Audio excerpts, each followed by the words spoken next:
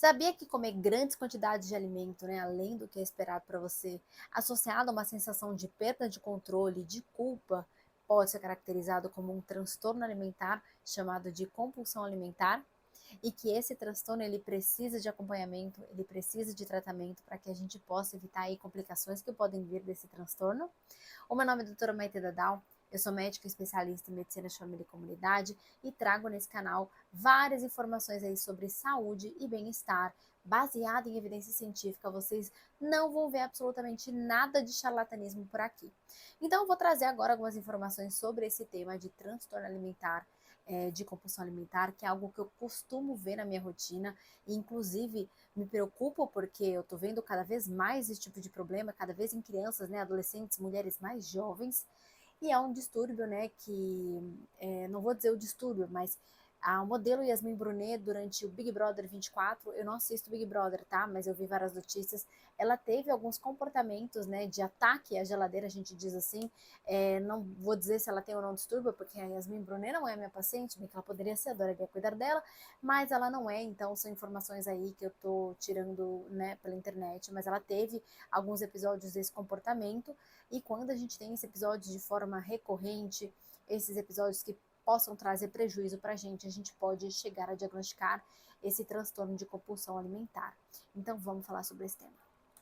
Então, o que, que caracteriza o transtorno de compulsão alimentar? Então, são episódios, né, de ingesta alimentar em quantidade acima do normal, acompanhado de sensação de perda de controle, e muito importante, não tem mecanismos compensatórios envolvidos, como vômito, uso de medicação laxativa, jejum, atividade física em excesso, porque aí quando a gente tem esses mecanismos de compensação envolvidos, a gente já está falando de um outro transtorno alimentar, podendo, né, falar de um outro transtorno alimentar, sempre vai depender de uma avaliação individual, que é a bulimia, ok?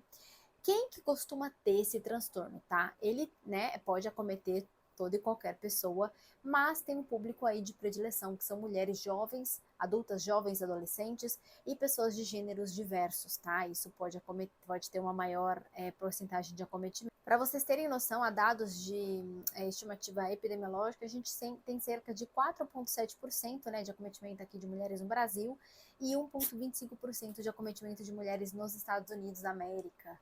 Esse é um dado aí que eu trouxe para vocês. Então, no Brasil, a gente tem uma taxa aí até maior que os Estados Unidos e até diversos países da Europa, que eu cheguei a ver essa estatística.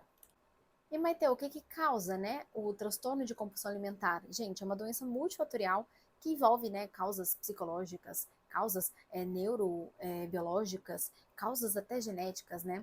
Mas a gente tem que sempre pensar na questão de fatores psicológicos envolvidos, como pressão estética, autoestima, ansiedade. Então, pode estar associado, né, a alguns transtornos de humor, a uso de substâncias psicoativas.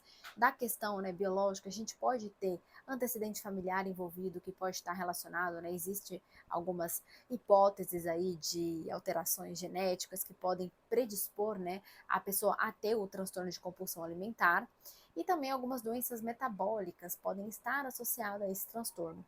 No geral, né, quando a gente recebe um paciente com esse tipo de queixa, com esse tipo de comportamento, a gente faz uma anamnese, que é o que a gente chama na medicina de conversa, né, clínica bem aprofundada, para identificar, né, alguns fatores gatilhos, se pode ter alguma doença, né, algum diagnóstico diferencial que possa explicar esse comportamento, e a gente faz um exame físico muito detalhado para definir se vai ser necessário ou não solicitar exames laboratoriais, mas já já eu falo sobre o diagnóstico para vocês.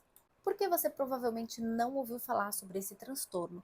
Porque ele é muito pouco comentado e, pasmem, cerca de um terço dos pacientes que têm esse distúrbio procuram ajuda e se tratam, tá? Isso acontece porque existe um estigma com a relação do ganho ponderal. Existe vergonha do comportamento, do tipo, não consigo controlar a minha boca.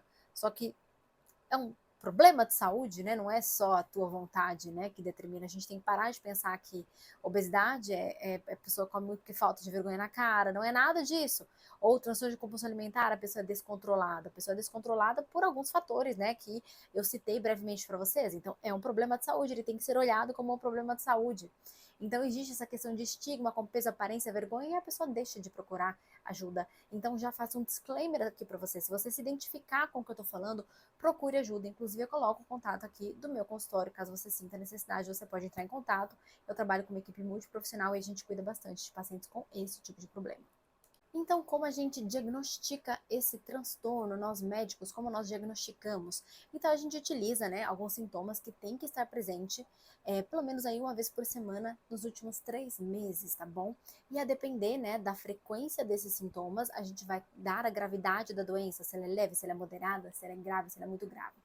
Então, são os episódios de ataque alimentar que eu já citei para vocês, acompanhada da falta de controle, com o estresse relacionado a isso, é lógico, né? Tem que ser um comportamento que causa algum incômodo para o indivíduo, pelo menos uma vez por semana, e não ser acompanhado pelos sintomas purgatórios, né? De compensação que eu já citei para vocês.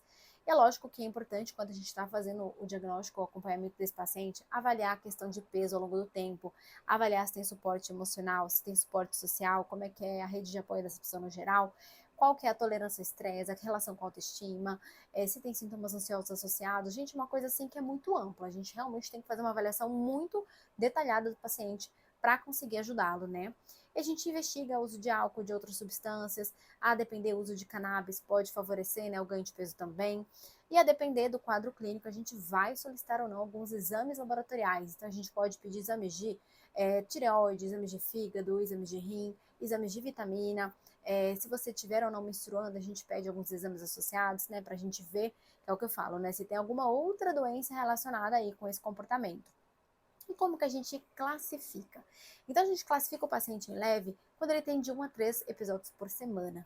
De 4 a 7, a gente já considera o paciente moderado. De 8 a 13 episódios, né, de ataque alimentar, a gente já considera severo. E mais do que 14, a gente já considera um caso extremo. E por que que é importante nós médicos termos, né, uma ideia do grau de acometimento desse indivíduo? Porque é assim que a gente vai propor o tratamento. E o tratamento, ele pode ser tanto com psicoterapia quanto medicamentoso, e o ideal é que seja associado a essas duas modalidades, tá? Então, é importante, né, lembrar que é um transtorno que ele precisa de um tratamento multiprofissional.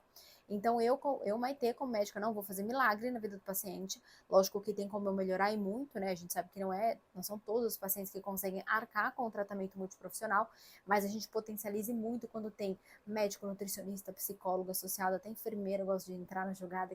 E quais são os diagnósticos diferenciais?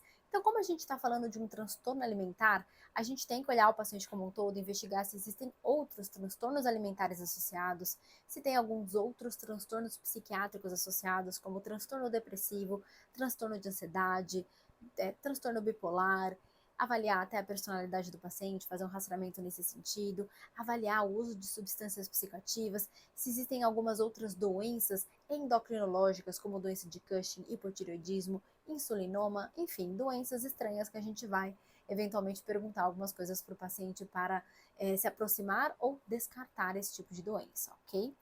Agora a gente vai falar como que a gente trata essa doença. Então, quando a gente fala da psicoterapia, existe uma modalidade que ela já se mostrou, né, bem benéfica nessa situação, que é a terapia cognitivo-comportamental.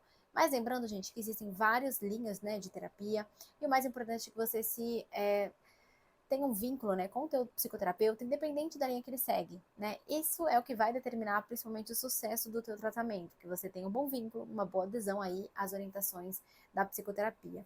Uma outra forma não medicamentosa que a gente utiliza bastante é educação em saúde sobre alimentação, sobre composição corporal, sobre, enfim, estilo de vida no geral, porque isso vai trazendo um empoderamento para a pessoa, né, aderir melhor ao tratamento, à terapia, né, não medicamentosa, e para que depois, né, a pessoa vá conseguindo, né, um acompanhamento de longo prazo, mas que a gente vai passando esse acompanhamento, porque a pessoa vai ter aí mais insight, mais consciência de como ela tá, né, vai trabalhar o autoconhecimento dela, ela vai entender quais são os gatilhos que levam a ela a ter esses momentos de compulsão, e ela vai saber evitar esses gatilhos, assim como ela vai saber, né, prevenir as próprias recorrências da doença, porque quando a gente fala de uma doença crônica, gente, educação do paciente é uma das principais formas de tratamento. Eu sei que muitos de vocês vão numa consulta médica e o médico só lá pede exame e dá remédio, mas entenda que orientação é tão potente quanto remédio em muitas doenças, e essa é uma dessas doenças, ok? E perfeito, né? Como que a gente vai fazer o tratamento, né? Pensando em tratamento medicamentoso dessa doença. Então, para tratar, a gente usa, né, algumas medicações, Uma dessas medicações ela é conhecida como o Venvance, né, que é a Lisdex. Peraí, que eu vou confirmar o nome. É a lisdexanfetamina, que ela é conhecida, né, pelo nome comercial de Venvance. E essa medicação ela é aprovada para o tratamento de compulsão alimentar e ela não é indicada para perda ponderal. Eu vejo muita gente fazendo uso totalmente equivocado e abusivo dessa medicação para melhora de performance no trabalho, para emagrecimento. Então, gente, isso aqui é só para outro vídeo, né? Mas com muito cuidado, porque tem muito abuso dessa substância, ela tem sido vendida aí no mercado clandestino, é um problema seríssimo e está cada vez pior, né? A utilização sem prescrição médica, né? Uma medicação que ela tem muito efeito colateral, gente, e a gente tem que acompanhar muito próximo esse paciente. Então, quando, né, essa é considerada uma das primeiras linhas de tratamento medicamentoso para compulsão alimentar, é uma medicação altamente controlada e eu digo que não só altamente controlada para comprar, mas altamente controlada no tratamento. É o tipo de paciente que eu gosto de ver quando eu prescrevo a medicação ou conversar, reavaliar o paciente aí semanal, até a gente ver que não está tendo efeitos adversos, né, severos, que me preocupem, para a gente titular, né, que seria aumentar um pouco a dose e chegar na dose terapêutica. Outra forma de tratamento que também é bastante indicada e tem evidências de benefícios são os antidepressivos. E tem alguns de preferência, citalopram, sertralina, fluvoxamina, bupropiona. Então, a gente entrando com alguma dessas medicações, a depender do caso e a depender das características comportamentais, eu escolho, né, o alvo terapêutico melhor, qual seria essa melhor medicação, e até defino se vou para lisdexanfetamina, que vocês entenderam já que o nome é complicado, ou essas outras medicações, esses outros antidepressivos. Eu confesso que eu utilizo mais os antidepressivos na minha prática clínica, porque geralmente, né, eu pego pacientes que têm outros transtornos associados e aí eu utilizo essa medicação que tem também uma melhor eficácia em outros sentidos. E, gente, lembrar que é uma doença que ela é crônica, então ela vai ter melhora, mas a gente tem que deixar esse paciente muito bem preparado para identificar, né, as situações gatilho, para identificar risco de recorrência, e sempre tá aí um acompanhamento, nem que seja espaçado, né, um distúrbio que inicialmente a gente faz um acompanhamento mais próximo, mas que depois a gente vai espaçando, porque a gente precisa, né, que esse paciente tenha realmente um acompanhamento. Lembrar que toda doença crônica é assim, é diferente de uma gripe que você vai lá, tem, melhora e acabou, né, que a gente fala que é uma doença aguda, mas o transtorno de compulsão alimentar, ele é um transtorno crônico, e por estar relacionado a hábitos, a comportamento, né, torna, né, uma doença ainda mais difícil de se tratar. É uma doença que a gente vai precisar muito da participação do paciente, principalmente na adesão a mudanças do estilo de vida. Então, atividade física, alimentação. Então, aí, né, vem novamente a necessidade, a importância de uma equipe multiprofissional e de acompanhamento e suporte a esse paciente. Eu espero que você tenha gostado desse vídeo. Então, comenta aqui, por gentileza, dá uma curtida aqui, porque eu preciso saber se eu não estou falando com fantasma, se eu não estou falando com ninguém. Eu adoraria, né, ter uma interação para saber que vocês estão consumindo aqui meu conteúdo, porque dá um trabalho produzir, né, gente? Então, eu só vou produzir se vocês estiverem vendo, porque senão eu vou fazer outra coisa, eu vou atender os pacientes, né? Então, obrigada de coração pela sua atenção. Então, deixe seu comentário, dê o seu like, segue o canal, ativa o sininho, né? Aquela frase típica que a gente fala em todo vídeo do YouTube. Convido você também a seguir minhas outras redes sociais. Então, no Instagram é @maitedadal, e eu vou descrever, né, o nome porque eu sou neta de árabe, então meu nome é árabe, então ele é complicado mesmo. E o meu TikTok é @doutora Maitedadal. Então, em ambas as redes sociais, eu costumo trazer bastante discussão de caso clínico, trazer bastante conteúdo aí sobre saúde e bem-estar. Obrigada de coração novamente pela sua atenção e até o próximo vídeo.